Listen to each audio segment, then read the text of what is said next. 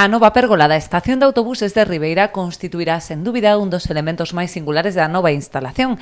Trátase dunha estrutura longitudinal de preto de 70 metros, composta por 5 bóvedas a diferentes alturas. Servirá como apeadoiro central da nova estación, polo que conta con viseiras de protección para evitar a exposición á chuvia e ao vento.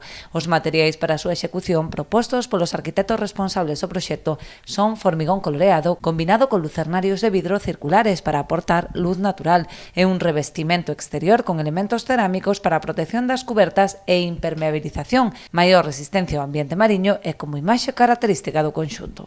Tamén se propón a introdución de vexetación para a mellora de condicións ambientais e mobiliario urbano que axude a dar carácter e definir os espazos emprazados sobre unha superficie de 1.300 metros cadrados na Avenida do Malecón.